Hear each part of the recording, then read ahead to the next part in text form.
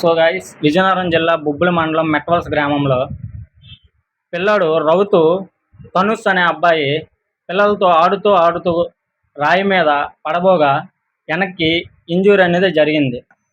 బొబ్బిలి యొక్క హాస్పిటల్కి తీసుకెళ్ళగా స్కానింగ్ అనేది తీసి వైజాగ్ రిఫర్ రాయడం జరిగింది.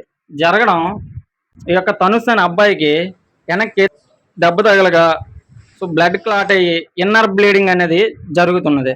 ఇప్పుడు ఆ అబ్బాయికి వచ్చేసి 7 లక్షలు అనేది అవుతున్నది.